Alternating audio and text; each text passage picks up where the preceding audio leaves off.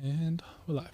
Ladies and gentlemen, today I, Jeff Zucker, with great solace and sadness, announce that I will be leaving CNN indefinitely. This is my resignation. For those of you who want reasoning behind this, I had a completely consensual relationship with a colleague, a close colleague of mine, and I simply did not report that to CNN, even though I'm the head of CNN. But that's why I'm leaving. Mr. Zucker, are you sure that this has nothing to do with your network's coverage of Governor Andrew Cuomo in the midst of him sending sick patients back into nursing homes and resulting in massive deaths? Who are you Andrew Cuomo? What? I don't know who you're talking about. You know, the brother of your former anchor, Chris Cuomo, who gave very friendly coverage to his governor brother when he was devoured in scandal? I don't recall meeting an Andrew Cuomo or a Chris Cuomo, so I don't know who you're talking about.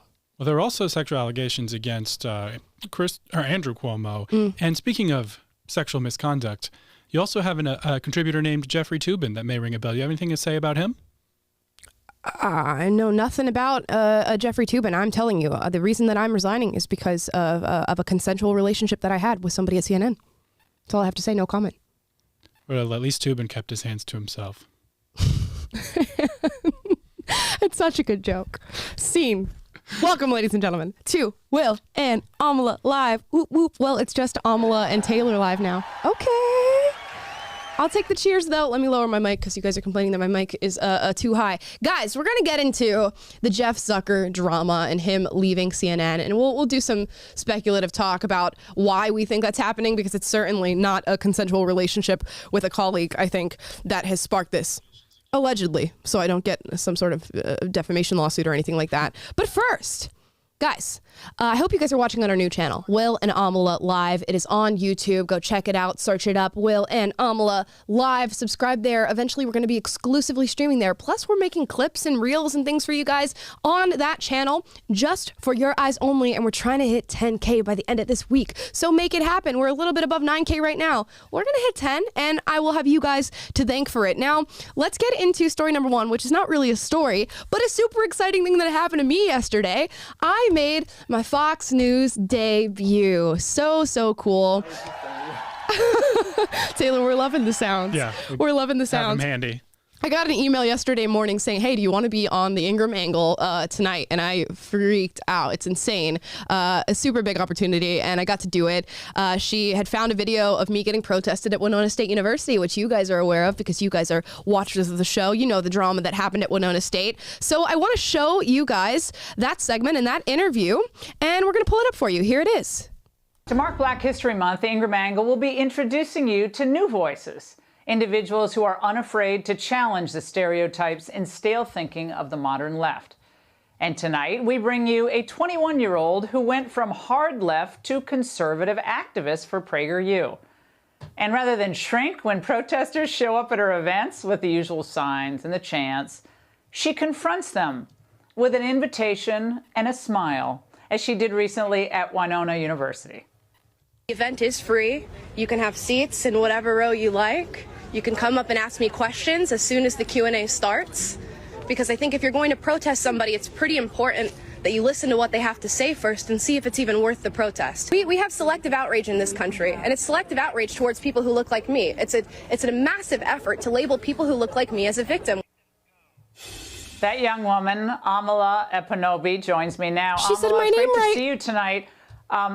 Why did you think people are afraid to hear what you have to say? You didn't have all that many takers in that video after you invited them to come on in, which I thought was so nice. I think you offered them food. Didn't you give them food as well? Or you gave them... I did. Yeah, I mean, you couldn't have been nicer to these people who basically want to shut you up. Oh, thank you so much. I think they were hiding their protest under the veil of a food drive, which was interesting, considering that all the signs at this protest talked about how hateful I am and how hateful PragerU is and how I had no right to be on their campus. But I think the fear, as it pertains to me, is that I represent a particularly difficult opponent, being a Black female, because the left uses me and my race and my gender to promote myself as a victim and someone who needs to be fought for, and to have me come up to them and say, say, no, I'm not a victim and I'd like to discuss that with you, I think was a particularly hard thing for them to deal with. Now, Amala, in another moment from this encounter with the protesters, you made an interesting observation. Here we go. There's a massive amount of white students right now out here, and I don't even need to use the race card, but a massive amount of white students out here talking about black oppression in America to me, as I'm actively talking about it to them. And very few of them want to have civil discourse. Amala, did you have any informed discussions with the folks out there holding the really tedious signs?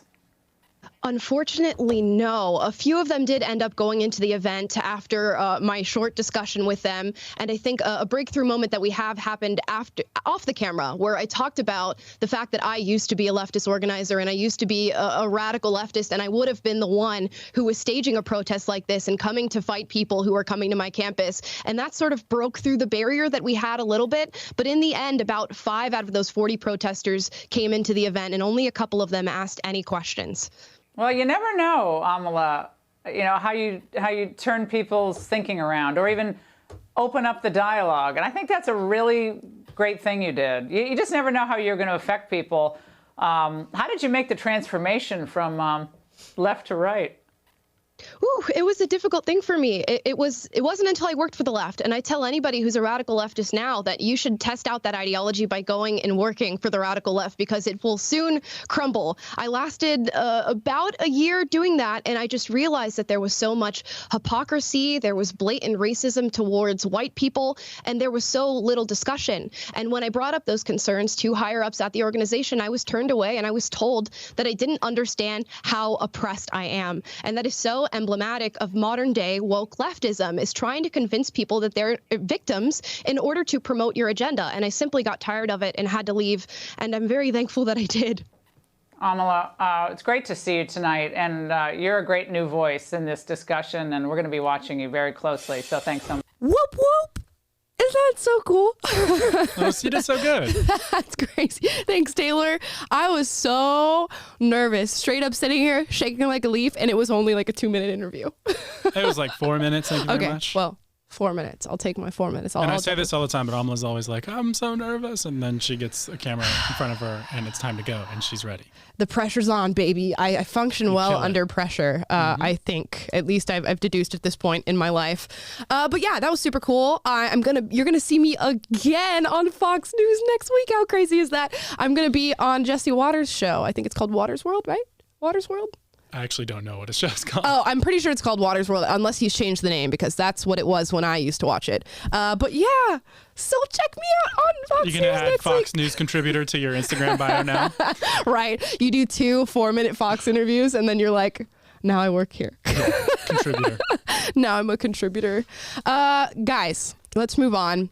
You've been hearing the story surrounding the NFL and Brian Flores, and I am sort of shocked about all the differing opinions on this particular case, specifically from conservatives who are saying that what's happening right now in the NFL could be an example of racism. I am going to pass this on to our resident NFL expert, which would be Taylor, and have him sort of explain the background around this, because I'm not going to know the teams. I'm going to say like the Cincinnati Eagles or something like that, and have no idea what teams we're talking about. I will do the political commentary part.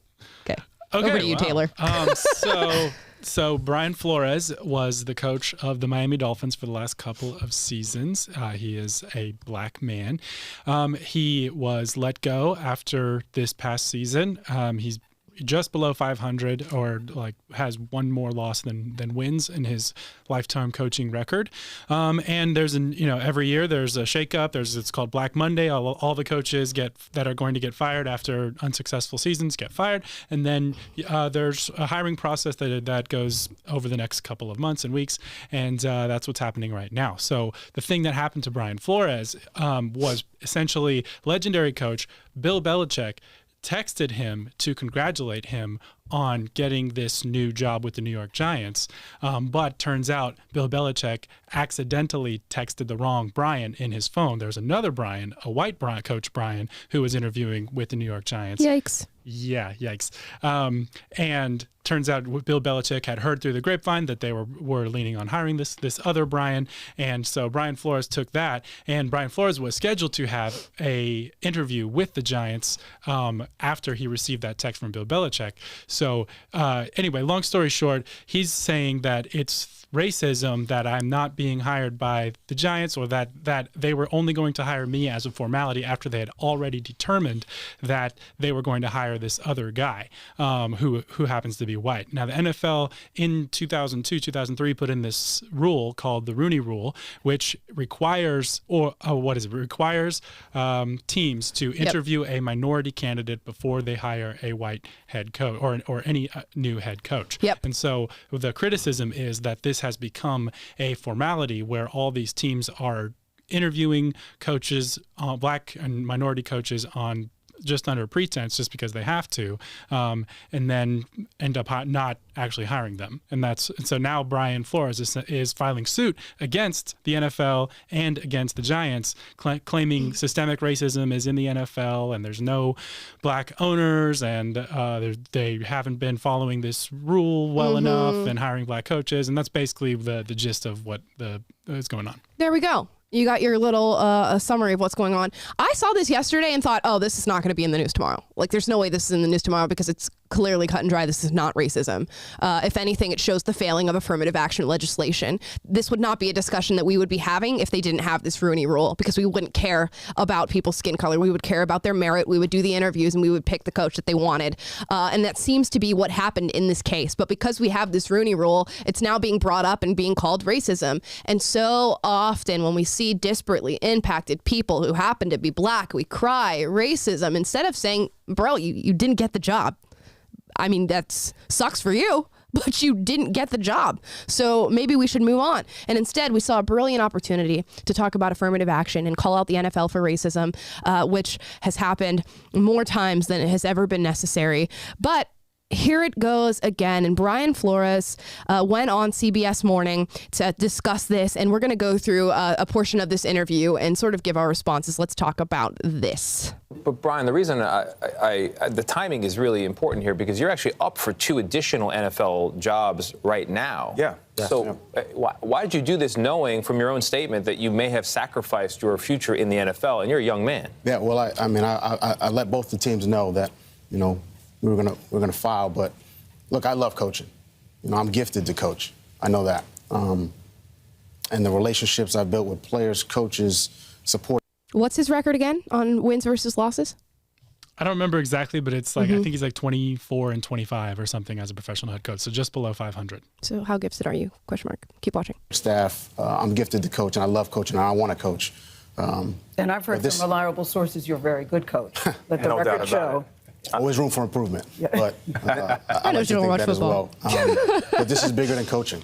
Of course. This is much bigger than coaching. Now, we'll get back to the lawsuit in regards to the Broncos and the Giants, but I want to talk about the Miami Dolphins for a second. You make claims that you were offered $100,000 for each game this team lose, subsequently to get a better draft pick. Kind of speak on that, because you don't hear about that going on behind closed doors. I'm a former player. I know you as a coach. You want to win. I walk in that locker room. I want to win. I don't hear people from the front office and above making those type of decisions that can change the outcome of your coaching career. Look, this game's done a lot for me. I grew up not far from here, in the projects in Brownsville, Brooklyn. I didn't grow up with a lot. This game, changed my life. So to attack the integrity of the game, that's what I felt was happening in that instance, and I wouldn't stand for it. And that was Dolphins owner Stephen Ross. Yes.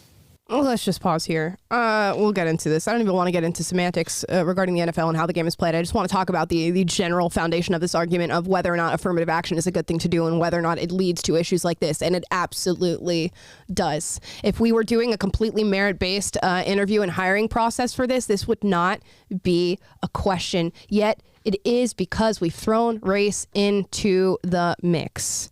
And I don't understand why we can't just look at this and go, you didn't get the job. They wanted a different coach. They probably wanted the coach that they've hired from the outset and still did interviews anyway, which is so often the case with jobs across the nation. You'll go in for a job interview and they already have an idea of who they want in this position, and they might even have a specific name for that. Yet they will still interview other people, whether that's as a formality or just to see if there's other candidates. And in this case, they got the candidate that they wanted. I don't know why this requires any further discussion. Yeah, and then like, what's the solution that you're looking for? Like, they need to more strongly enforce affirmative action. Like, what are you hoping that this produces? Right. I don't understand. If anything, you get a fat check from this, and then what does the NFL do moving forward? They continue to follow this Rooney Rule where they're forced to interview minorities for no reason. It doesn't make sense. And this is the problem. Shouting racism. And that's why this racism debate and this systemic debate is never going to go away, because the side that talks about it the most thinks that the way to solve it, even though there is no systemic racism in America, there is racism, but not systemic. The side that talks about it the most and wants to, quote, solve it, wants to institute racist policies to solve it. It doesn't work that way. And we can look at this in any sort of different sphere when it comes to affirmative action. By all means, I'm willing to concede that there was a time where we were discriminating against Black people and not putting them in colleges, even though they had the academic standing to be in college. Okay. Let's say we all recognize that problem. Both left and right recognize that problem. The solution to discrimination is not more discrimination. You don't get to go, because Black people were discriminated against, we need to do the opposite and discriminate against white people and Asian people and Hispanic people and put that in their favor so that Black people get into school. The solution is to stop discriminating on the basis of race. To go, you know what? We're going from a race-based system to a merit-based system. And clearly the NFL has no intention of doing this with this Rooney Rule. And now I'm sure other rules are going to be born out of whatever random scandal this is. Yeah, I mean, and case in point, last year, George Floyd riots, in the wake of the years of the kneeling for the flag and all that type of stuff, they did in November 2020, institute a new rule that basically awards draft picks, compensatory draft picks to teams if they have a minority staff member who's hired away by another team. So you get rewarded for hiring a minority staff member if that staff member is advancing in their career and gets hired away, which on the one hand, great. If somebody's advancing in their career, great. But to again, create these incentives that are essentially affirmative act, that's all it is affirmative action, which is fundamentally discriminatory. And it just creates a messy web of incentives. And again, we talk about this with affirmative action students, but it creates this cloud of doubt over your merits, and ultimately ends up robbing them, because now were you hired because you're qualified for the job, or were you allowed in the school because you're a qualified student, or are you there on merit, or are you there not? And the thing about the NFL is it shows in the wins and losses column. And the most qualified person, it'll be visible. But case in point too, the coach of the Pittsburgh Steelers is Mike Tomlin. He's been there since 2007. He's never had a losing season, and he's Black. And he is a super successful coach, and no one's questioning whether he's there on merit or not. Yep. And you just made an extremely important point when it comes to affirmative action. You are robbing people of color of knowing that they actually got their achievements because they got them. Now, every single person of color that gets a job at a diversity hiring institution or corporation or a place like the NFL is going to question whether or not they actually receive that job based on their merit. And secondly, it's not just that. That should be bad enough, but apparently it's not bad enough. And it's a conversation that we refuse to have. The second thing is that affirmative action actually creates racism. It creates a racist environment. You have to think about this. If I'm a person and let's say I'm going on a plane and I'm flying United Airlines, and United Airlines 2 days before my flight says, you know what, we're going to start doing diversity hiring. And the most important thing in our hiring process is not going to be whether or not people fly planes proficiently or what their credentials are, but the most important thing is going to be whether or not they're Black and what gender they are. So now, if I'm a person who's going on a plane or going to a corporation that is doing diversity hiring or even looking at head coaches at the NFL, I'm going to look at the people of color and the women there, and I'm going to say you didn't get hired based on your merit. And that would be a true statement. It's going to foster people placing stereotypes on people of color and on women and discriminating against them and thinking that they are lower valued at their job and that they're not as capable because you've put these rules in place. So you've done the exact opposite of what you've set out to do. Exactly. And going back to this rule where you're rewarded for hiring these, or by having minority candidates hired away from you, what you're basically setting up is a structure where teams are incentivized to peddle these staff members of color around and just basically use their Blackness and exploit that in order to rig the game in their favor. And so you're simultaneously exploiting these Black people. You're allowing teams to exploit the color of these Black people's skin, and compromising the integrity of football by giving an unfair advantage to these teams that has nothing to do with football. You're compromising the integrity of the competition on the field by giving unfair draft pick advantage to the teams that participate in this. Exactly. There's just so many levels of wrong and so many levels of ridiculousness tied to this. And it ties into, the ESG conversation that we had before about companies now going, oh my gosh, if I hire more Black people, now I'll get tax cuts and I'll get a better ESG score for my corporation.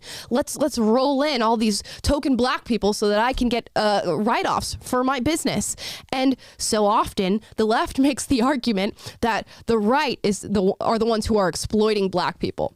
They're the ones who are taking the money and the effort in the emotional currency of Black people and exploiting it. Really? Is it the right?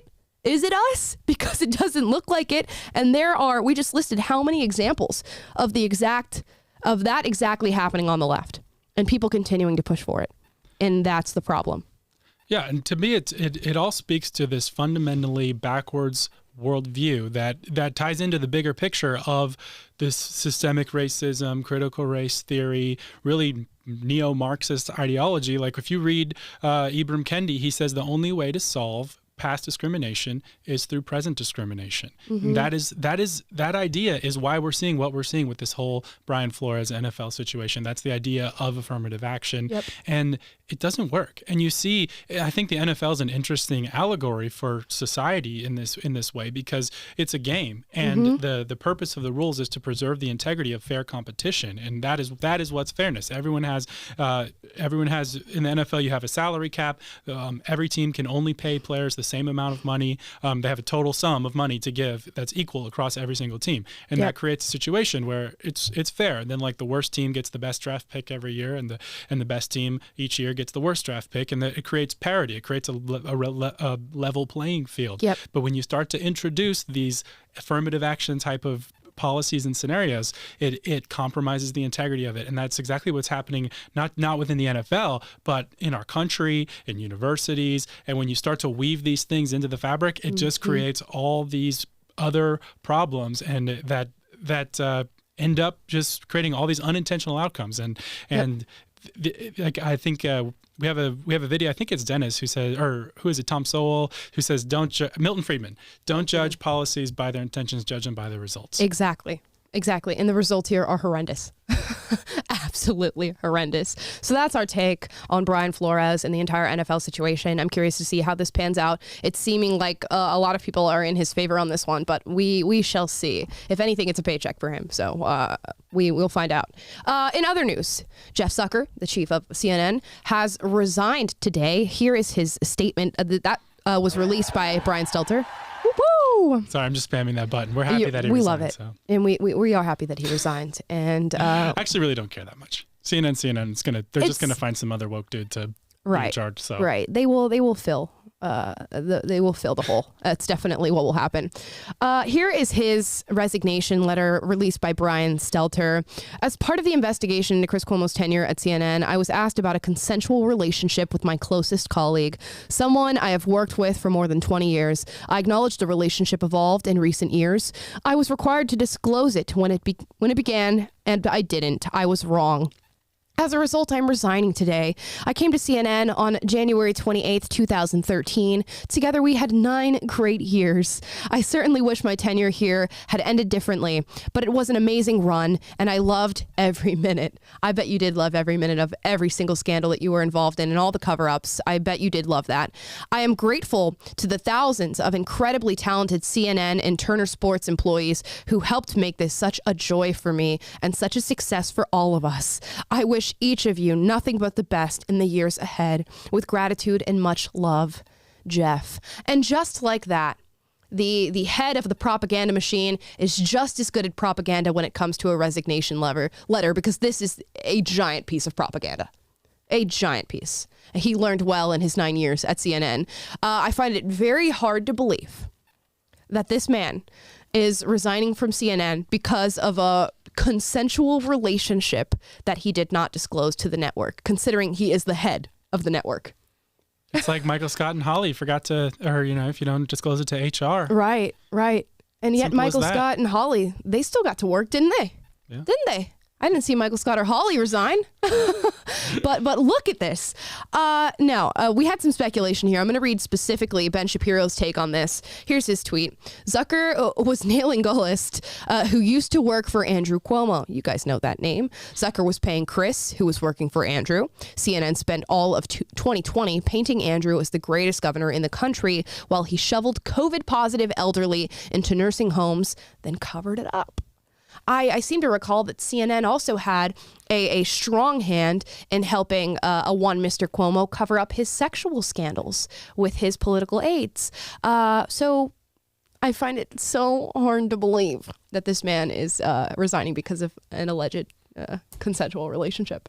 Yeah, and yet just yesterday we covered the story of the Danish newspaper that came out and apologized for their biased coverage and for not questioning the government and the mainstream narrative and doing their jobs as journalists. And here you have the CEO of CNN resigning in disgrace to avoid any culpability, any responsibility. I mean, their viewership has tanked in the last couple of years, and their credibility has tanked.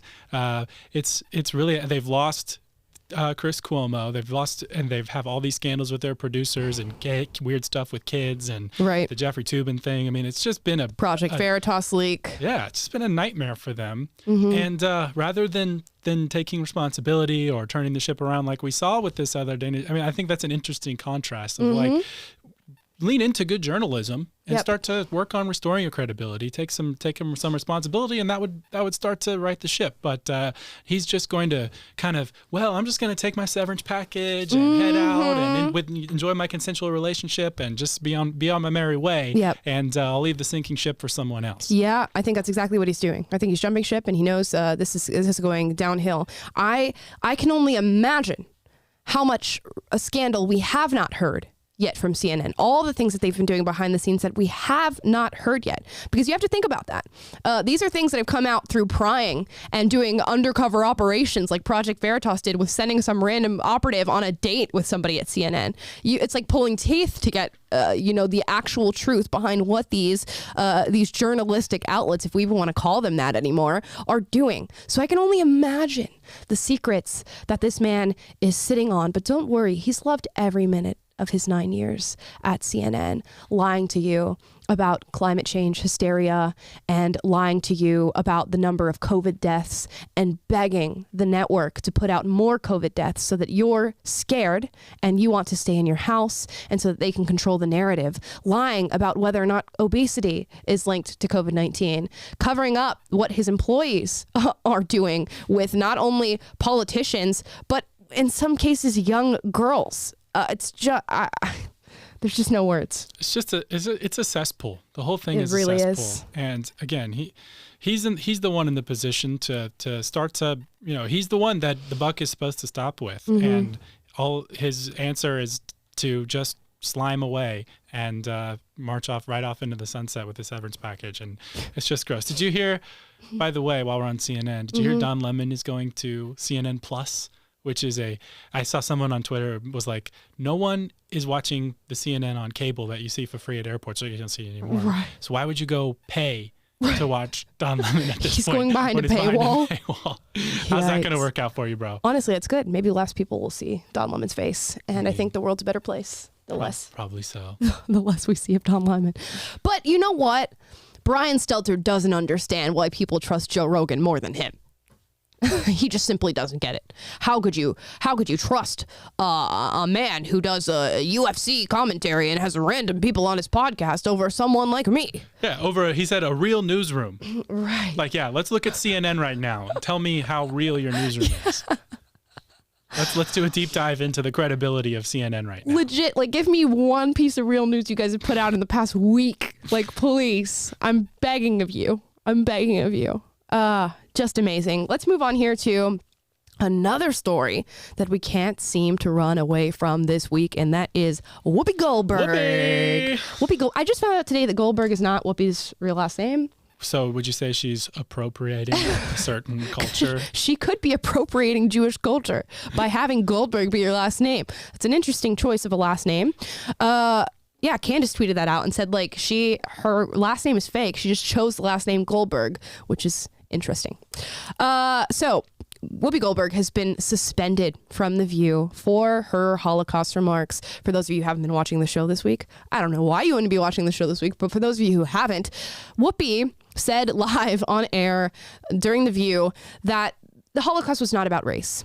It was about inhumanity. It had nothing to do with race. The Nazis were not motivated by race, for it was white people killing other white people. A brilliant piece of commentary that did not fall on deaf ears, because the internet had a lot to say about that. There was a lot of backlash from both the left and right. Whoopi subsequently sent out a fake apology that probably her assistant wrote and put that out on Twitter. And then, to cover her bottom, contacted her friend Stephen Colbert to get on his show that very same night. And instead of apologizing, Whoopi Goldberg doubled down on her views and gave sort of, I don't even know what you would call it, a workaround, and told people, stop yelling at me about it. I get it.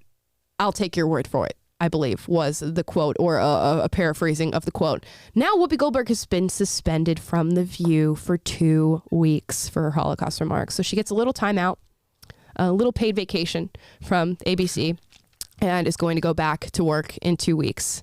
And hopefully this all rides over, I think, is what people are hoping. Now, the internet debate that has been sparked is whether or not this is right. Conservatives and right-leaning people and many classic liberals are very much anti-cancel culture and have been since the outset of this new cultural phenomenon of punishment, and are saying, you know what, since I'm anti-cancel culture, I'm anti-suspension. In the case of Whoopi Goldberg, she said what she said. She believes what she said. I don't think somebody should be canceled or suspended for that. Others are saying Whoopi Goldberg has been an arbiter of cancel culture in her most recent career moves, and has been one who supported other people being fired and deplatformed, and thusly should really reap what she has sown and go through the cancel culture process herself. So yeah, where do we lie on this issue? Let's get into it. Where my initial reaction is just, I don't care about this, but because it is an issue of national relevance. She is a person who has a large platform on The View, and so should someone who espouses what are arguably anti-Semitic rhetoric or an anti-Semitic idea be afforded that platform? That's tough. I think in general, though, if you make a statement like this and you double down on it, you should be subject to public scrutiny. People should challenge your ideas. Like when she went on Colbert, she doubled down on her position, and he was just like, okay, that's interesting. And the audience was kind of like, okay, well, whatever, you're Whoopi Goldberg, so I guess we're not going to ask you any follow-up questions or challenge it. And no, like what she said was basically the gist of it was to reinforce the idea that racism doesn't exist unless it's this new modern idea of redefining racism as discrimination against black people or historically oppressed, people of color in this country, and it's this very modern formulation, and then I think that part of it is wrong. I saw like Coleman Hughes had a take where he's like, well, she was basically just drawing a distinction between race and ethnicity and saying it wasn't racism because it was against an ethnicity because both the Nazis and Jews were quote unquote white.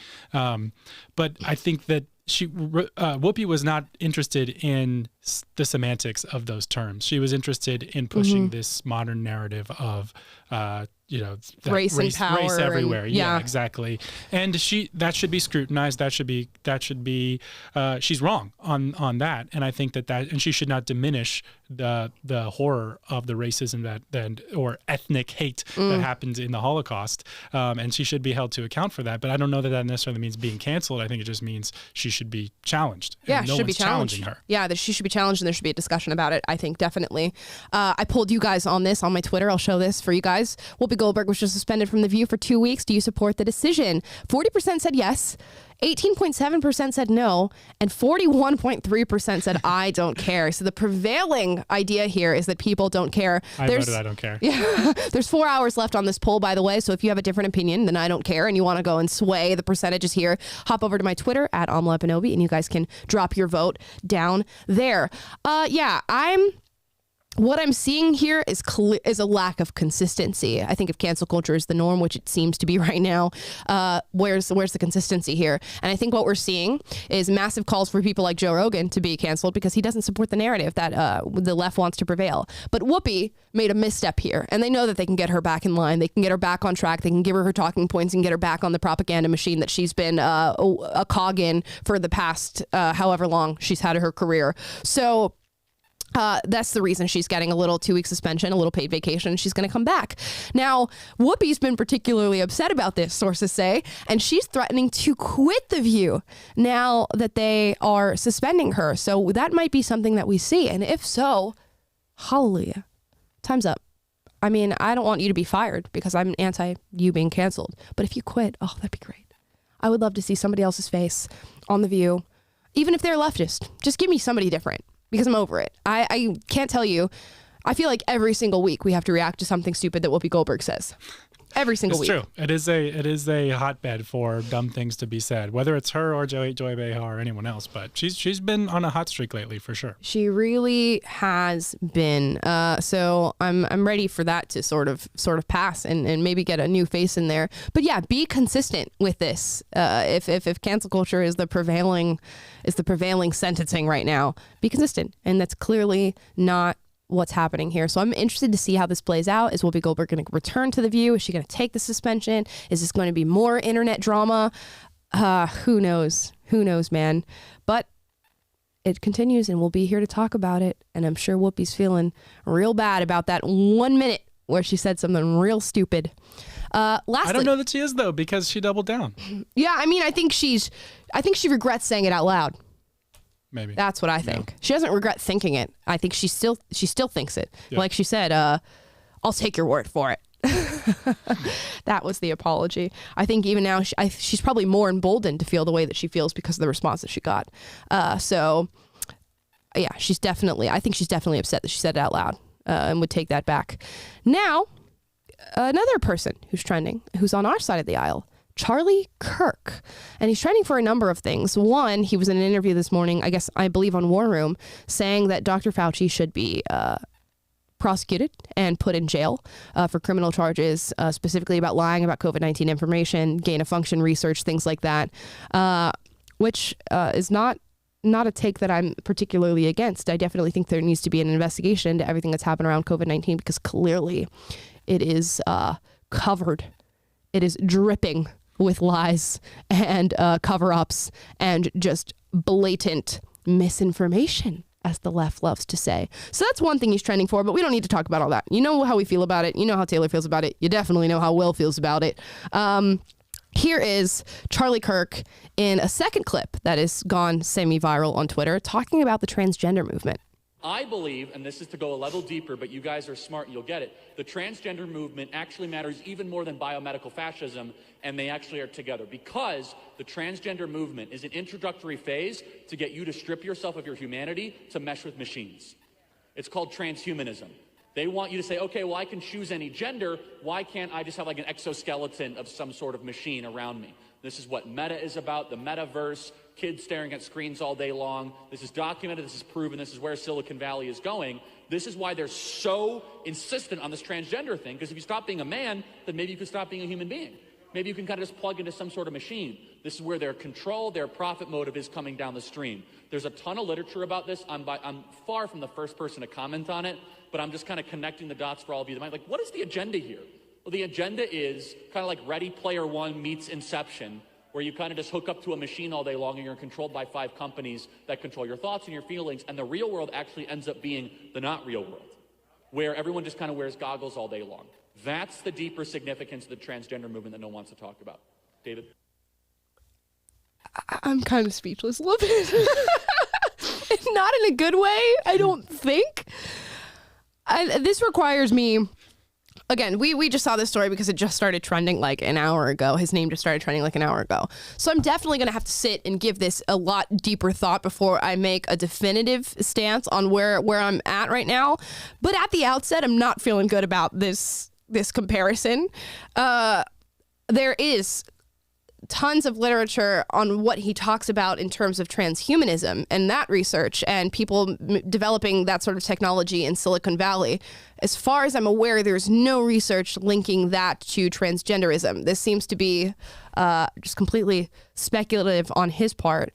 I don't know. Taylor?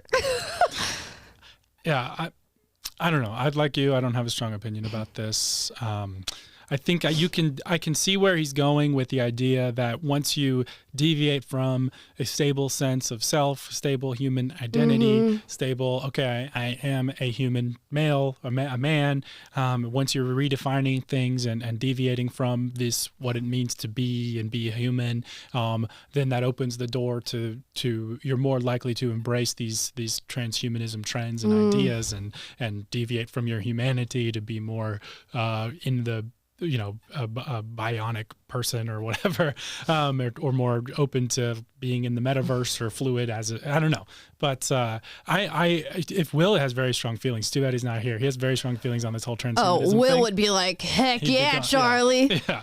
So too bad he's not here to chime in. Maybe we'll get him to send in a little video about it. But yeah, I don't really have strong feelings on this whole thing. Yeah, it just feels like for me right now at this very moment, and maybe I will update you if this ever becomes a discussion again. Large jump there, buddy. Large jump from saying, you know what, I was born in a woman's body, but I feel like I have these male characteristics and I feel like I could be a male and I want to explore that a little bit. Jumping from that to transhumanism and saying, why not connect to cyborg, machinery, or become get my Neuralink and join the metaverse full time as a human, whatever type of robot human you would be.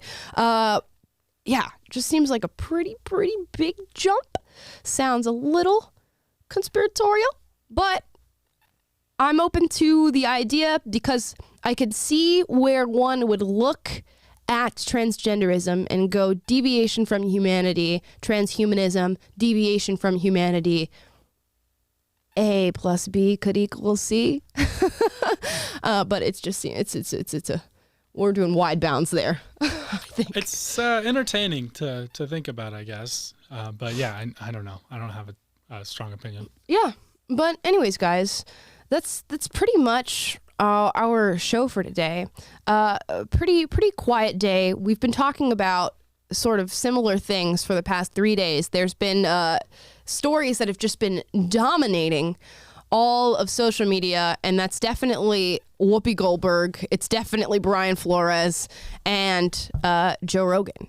And I can tell you every single interview that I've done this week has been on Whoopi Goldberg and Joe Rogan and Brian Flores. So there's got to be other stuff happening in the world. But so far, this is what we're talking about. Alas, if you could have anyone go on Joe Rogan who hasn't been on, who would it be? Top 3.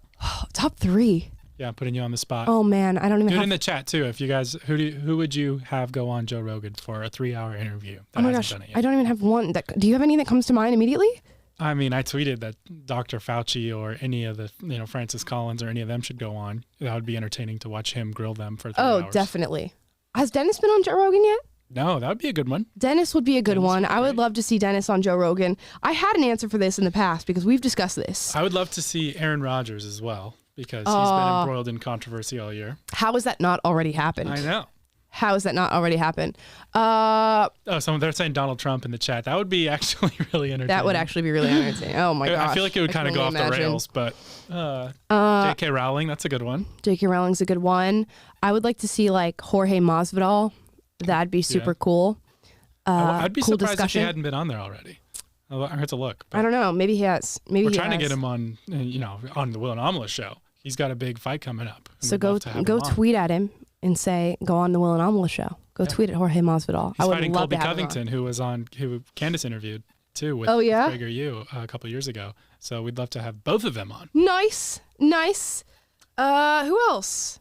I need a third one. Tucker Carlson, people are saying. That'd be interesting. Tucker. Britney Spears is another one. Britney Spears. I guess, yeah, he does do sort of outside of the box interviews. Britney Spears could definitely be one of them. She was in that conservatorship for so long, and now she's out of it and free to speak her mind. And I mean, I don't know if it's like she's been saying healthy for her to go out there and probably not. But yeah. Have you seen any of the videos she's made in the past like 2 months? Yes. Well, videos and like read some of the statements she's put out. They're strange. Yeah, it's like really endearing because it's like it's like a little girl trapped inside of this person's life. It is. It's like written like a 7-year-old written them. Yeah. And that's like terrifying. It's yeah. I mean, clearly she does have some sort of mental health issues and yeah, that should be, I don't know. So maybe Joe Rogan wouldn't be the best person. Yeah, maybe Joe Rogan, maybe like a doctor. My wife's the biggest Britney fan ever. So that is true. It'd be cool to see it if it was a positive thing, but. I'm trying to think of like a Howard Stern. I would love to see. Ugh. You got 2 comedians. You got one who's like liberal righty, and then you have Joe Rogan. I mean, you have a Howard Stern who's like woke leftist. I would love to see them go head to head for 3 hours and just like. Joe Rogan wouldn't tear Howard Stern apart, but he would tear Howard Stern apart. Joe Rogan's not the guy to like try to destroy somebody. Yeah. But I would. Oh my gosh, I would watch that conversation. He had, anytime he has woke people on, it's like the worst. Like they're not pleasant conversations. And I'm not just saying that because I'm anti-woke. It's just because they have their guard up and they're like, where are you going to get me, Joe? You know, they're like trying to dodge every single thing that's going to come at them. Yeah, it's not like a relaxed thing. Well, and like they can't, he starts poking into their pretzel logic and untangling it. And then he kind of exposes, like he had this comedian on, Adam something. He has a show called Adam Ruins Everything. Oh, I know Adam. Yes. Gosh. Yeah. And they got into it on trans stuff. And like Joe was making all these valid points and the guy was just kind of like squirming. And it was just not fun to watch. Man, it's tough to go head to head with somebody who like knows their stuff. And especially if you don't. I never want to get caught in a situation like that. It's actually stressful. And I'm sure, Taylor, you feel this too. Like when you work a job like this and you constantly have to be on the up and up on everything that's going on and you have to have your hand in so many different hats and like you're confronting people who disagree with you, you really have to keep up with like everything because somebody can catch you on one thing and it just makes you look so dumb. Makes you look so dumb. I feel like you do a pretty good job of not going out over your skis because that's when you get in trouble. Is when you start making claims and sweeping generalizations and stuff about things that you don't really know a lot about. And I think you do a good job of like, okay, well, I'm not going to comment on this subject because, or before, until I learn more or research this more, I'm not really going to take a strong position. And I think that's healthy. People respect that. People respect Joe Rogan because he doesn't claim to be an expert. He asks questions that the average person would ask or wishes they would be able to ask to people who do have those strong opinions. And then he starts to poke holes in it just based on prodding questions, rather than saying, no, you're wrong because of X, Y, and Z. He'll just be like, well, doesn't that contradict this over here? And then he starts to kind of, to challenge them, but just by inquiry. And I think that, I don't know, that we live in this weird age where we want to like lionize anyone and put people up on pedestals and think you need to know absolutely everything as a 21-year-old because you had a mind change. And surprisingly, you do know everything and you're always right. Anytime we disagree, I feel like you're right. But I do think it's like an unhealthy thing where we put all this pressure on people. Oh, yeah, definitely. And I'm one of those people, like if I were to go on CNN for a debate or something like that, or Mark Lamont Hill, like I did recently with critical race theory, if I didn't know something or I got asked about something that I didn't know, I would much rather take the knife and say I don't know than try to act like you do. Like, please, if there's any bit of advice I can give you guys, do not ever act like you know something when you don't. It's so embarrassing, and it makes you look like far more ridiculous and idiotic than just saying, oh, I never heard of that, or I didn't know that particular fact. Just go, I don't know, I'll look into that. And that might be uncomfortable and make you look a little stupid, but it won't make you look a lot stupid. That's right. And it's honesty, and people respect that more than people who BS. So that's Spencer just made a poll, but Spencer's our social media team member now. Shout out to Spence. Does a great job, except for this poll that he just made. Who would you rather see go on Joe Rogan, Will or Amala? Amala or Taylor? I voted for you, Taylor. Oh my gosh. I did. That's not a fair fight. Everyone's going to vote for you, which is fine. They should. My name is kind of in the title of the show, so it's kind of. It should be Amala versus Will. You should redo that poll, Amala and Will. You can throw me in as a third throwaway option if you want. No, I honestly. I know my place here. I vote for Taylor. Taylor's got. You guys notice this. You already know this. I don't even have to tell you this. But Taylor's got a profound intellect. He's always looking at the bigger picture, whereas Will and I are tiny. We're on the it's tiny got nothing things. to do with being a decade older. I can't keep up with you young, talented young guys. Oh, goodness. They're so smart and articulate. You young whippersnappers. Yeah. Anyways, guys, let us know down below who would you like to see on the Joe Rogan Experience. You know what? I'm not even that big of a watcher of Joe Rogan, but now I'm going to be just because it's getting so much hate. No, there's a lot of episodes where he has like on these random comedians or MMA fighters, and it's kind of, it's always like the same general tone, but yeah, whenever he has that guest that, like if he has Jordan Peterson on or Elon Musk or someone like that, it's those are the ones you go for. Right. But some people listen to all of them. Kudos. You know who I really want on this show is Elon Musk. And I want nothing, I don't want to talk about like Tesla, SpaceX, anything like that. I want to talk about the population stuff that he's been talking about. A lot of you have been seeing this, and it's something we haven't covered on the show. But Elon Musk and a lot of bigwigs and demographers and things like that are coming forward and saying we're in sort of like a population crisis, and that if we don't raise our fertility rate, our total fertility rate to that 2.1 metric, that is the perfect total fertility rate for countries, that we're going to have like this depopulation time bomb crisis, which sounds super scary, which immediately makes me go like, I'm skeptical, but he's so persistent on that issue of people needing to have more babies and raising that total fertility rate that I want to read more about it and eventually have someone like him or have somebody who's a demographer on to talk about that issue, because I have no idea. And in the very small reading that I've done, it sounds like it could be legit, but I don't know. Yeah, especially as his fellow billionaires worried about depopulating the earth, and supposedly of Bill Gates, and that's his talking point. So it's very curious that there's one current of this: we need to have fewer people on the earth, and then Elon Musk has this contrarian view that we're in crisis and everything's going to fail if we don't have more babies. Right. It's two super big extremes that we need to delve All right, so Bill into. Gates versus Elon Musk on Will and Amala Live. Book it. Go tweet at him, guys. Imagine if we got Bill Gates versus Elon Musk. That would never happen. Ever, ever, ever, ever, ever. They would never go head to head with each other, I doubt. Speaking of, let us know who you want to see on Will and Amala Live. We can get some folks. We got Glenn Beck coming up, supposedly. We just had Matt Walsh, Kirk Cameron. We've got Dave Rubin, Zuby Music. We've had some G's on this show. Mm-hmm. So, yeah, guys, comment down below. Who are some plausible people that you want to see interviewed on this show? Because we will get them in for you guys. Yeah. And, yeah, that is our show for today. Ladies and gentlemen, we talked about me being on Laura Ingraham, plus you can check me out on Jesse Waters' show next week, Wednesday night. I believe it's during the 7 p.m. Eastern hour. So that'll be 4 p.m. Eastern here on the West Coast. We talked about Brian Flores and the NFL drama. Is the NFL racist? I think not, but several people think that it is. We talked about Jeff Zucker leaving CNN with a quite BS resignation, but CNN is a big fan of cover-ups and propaganda. So are we surprised? Absolutely not. Then we discussed Whoopi Goldberg being suspended, a choice that I don't personally support because I am anti-cancel culture. But let me know down below, or go to my Twitter poll at Amala Epinobi and answer. Do you support the decision to suspend Whoopi Goldberg? I was almost going to say Guppy Woldberg. Whoopsie Goldberg. Whoopsie Goldberg for saying the random stuff about the Holocaust and saying it wasn't about race? Do you support the suspension there?